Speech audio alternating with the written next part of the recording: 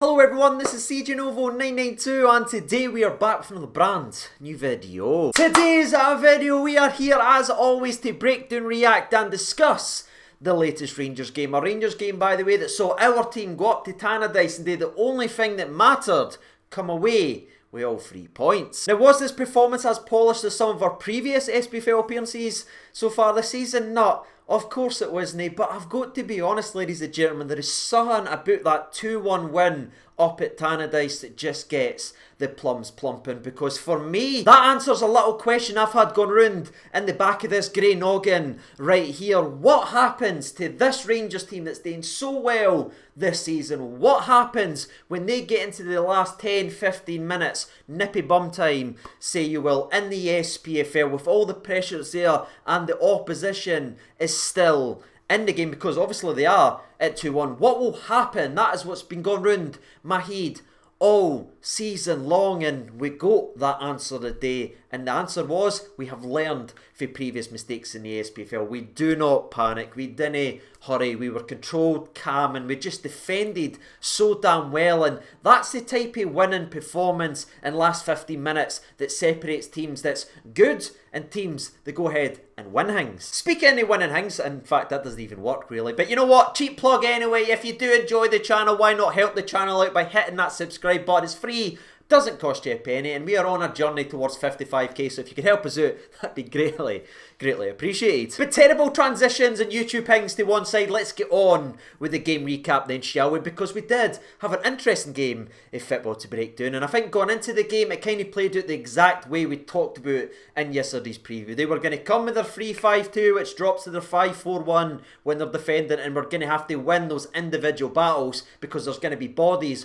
on every player we try and play into the box. And the game was looking very frustrating for the first 15-20 minutes, because if we're being honest, the best chance in the first 15-20 minutes, again by the way for back-to-back league games, actually did fall to the opposition as it came to Dundee 8 minutes into the game. When they win a corner, they whip it in. We don't deal with the corner. I know I do see what Balogun's talking about. He's saying the guy's pulled him down, and you could probably argue there is a foul in there somewhere. But we didn't get the whistle, and it falls to Dundee United inside the box. They have a shot, we block it. They get to the ball again, they have a shot, we block it. And then they end up getting another shot, and it eventually gets blocked yet again. But that there had my arse clenching. Speaking of my arse clenching, by the way, 5 minutes after Dundee United nearly took the lead in this game, Alfredo Morelos had a silly little moment. Now, I'm sure the media's just going to have fun with and no talk about any of the other incidents in the game, like the penalty Rangers should have had or anything like that. But to be fair, I think Morelos could have seen a red card for that, because he just jumps in needlessly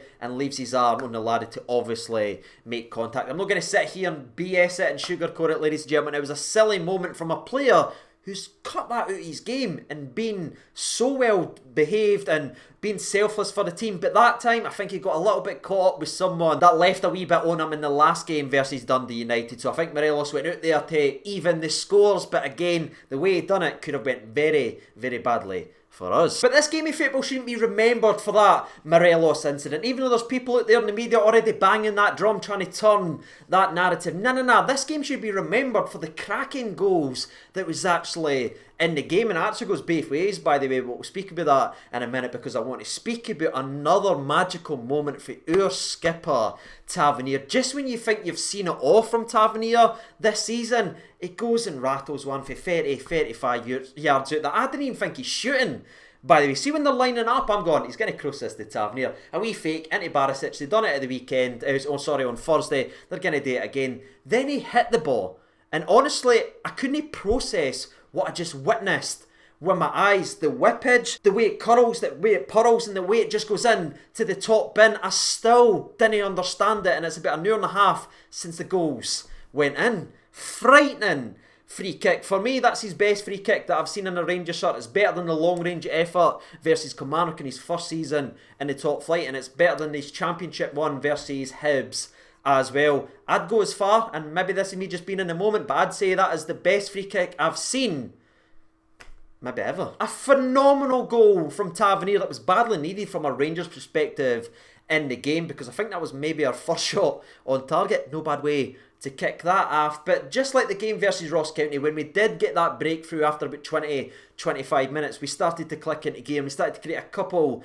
wee half chances for Kamal Roof doing some fantastic work to nearly sort of dink his way all the way through the Dundee United's defence, which they actually do a very good job to get it clear just before he can score. And just when everything's starting to swing in our direction, they are Rangers versus us, people, because they go down with one fullback, the one fullback whips it to another fullback, and that fullback there rattles a first time volley and it goes in the bottom corner, like absolutely buried. And I'm going, not only am I surprised that we've conceded a goal, because that's just weird to us this season, but the standard of that goal and the technique it took, it's one of them that you go, I can't even moan at it. There's moments in games of football versus teams that you just have to say that is a moment of quality, and that was absolute sheer quality from Dundee United. And trust me, I didn't want to be sitting here saying that, but credit where credit's due. Now, when I originally seen the replay, I did see that Barisic was sort of soaked inside, but you've got to look at how many men they were springing forward at that point.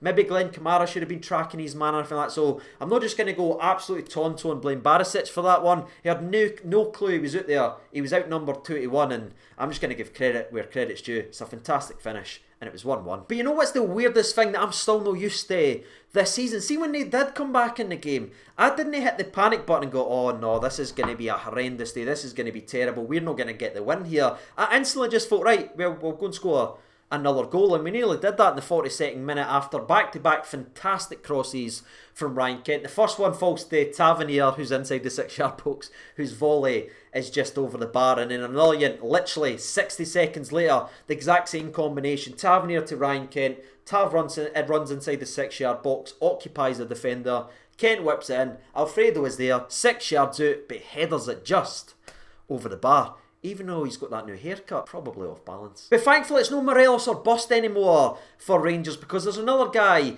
playing up front for Rangers, and his name's Kamal Roof, and he was vital in this because he just shows his intelligence, his awareness and his skill, because he ends up just flicking the ball by a Dundee United player, invites the challenge, wins as a dangerous free kick, and Tavernier steps up, whips in a phenomenal ball, and full credit to Connor Goldson here, because I don't think his movement's getting enough credit, because he's originally in an offside position, he fakes to go back post, then sprints front post. It's a beautifully directed header, and that's another assist for Tavernier and another goal for CB number 1, Connor freaking Goldson. And that's actually how the first half ends right there. We're going at half time 2-1, knowing we are in a battle, we are in a war, but so far we're edging it, and deservedly so, by the way, in my opinion. But aye, Tavernier, because you know I love doing this, that's now 27 games for the skipper, 17 goals, 13 assists.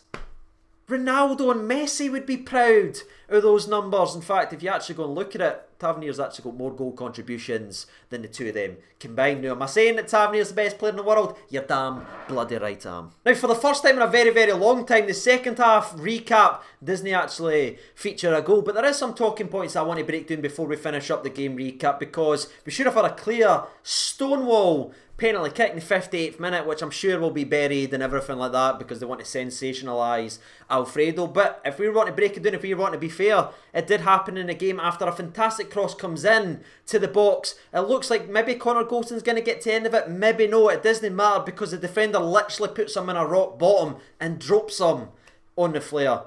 Clear penalty kick. And you know what I did find very, very interesting? Just a couple of minutes later, by the way, the exact same sort of cross came in from a set piece, and this time it does fall to Connor Goldson, who, if you didn't have him in a rock bottom, can usually get the edgy things, but unfortunately this time his first time snatch shot just goes a whisker near the bar. And that little feeling of nearly's and just a whisker wide or so close to the third goal perfectly summarises the next 10 minutes for Alfredo, because unfortunately nothing fell for the laddie, and the longer it went on and the more snatched chances, the more it just hurt in here, because I reckon there's a Rangers player over the years that we've ever wanted to do well as much as we do Alfredo. But 64th minute, Kamal Roof, phenomenal bit of play, brings the ball in, first touch is immaculate, the second touch is even better, chip ball in to the box, Alfredo is free and clear, He takes a touch, he hesitates to shoot, he hesitates, he then tries to go round the goalkeeper. Goalkeeper very well saved again, by the way. Then Tavernier's screaming for it, he's charging up a shot. Then Alfredo actually jumps in front of Tav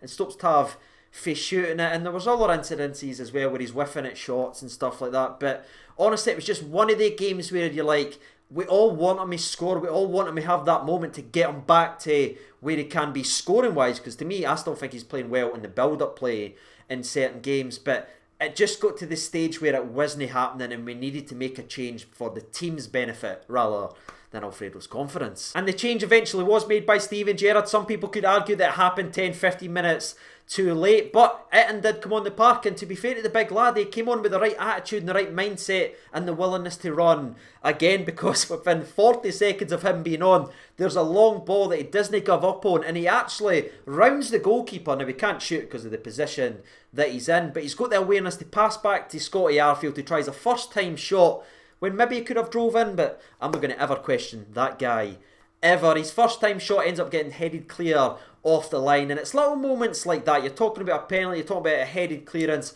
you're talking about Scotty Arfield hitting the post, hitting the goalkeeper, and then coming out rather than hitting the back of the net in the 80th minute, that really makes me take a step back, look at this game and say the scoreline really flatters Dundee United, because this could have been a cricket score if we just had that little bit of luck, or we're just that bit more clinical. And you know, son, that's kind of the game recap done, but there is one last thing that I want to talk about, and it's the last 15 minutes of this game, because that for me tells you everything you need to know about this Rangers team. I know I mentioned it earlier on at the start of today's video, but we never ever had that holy crap moment or, oh no, they're going to score. McGregor wasn't needed because we defended, we used the ball right, and we just saw it, the game, so calmly and so composed.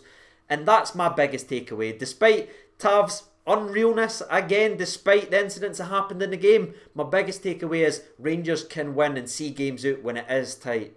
And that spells for a very happy season. And that's it, ladies and gentlemen, boys and girls. That is the game recap done and dusted. Now, regarding the old man of the match discussion, it's a simple one. Despite a couple of people performing pretty well, in my opinion, there is one man that needs to be mentioned, and I think he won the official man of the match. I've literally came up as it was getting awarded, but it has to be Tavernier. Another goal, another assist, the stats for days, the FIFA numbers, and by the way, this is now his third game of the season in the league that he's also scored and assisted in the same match.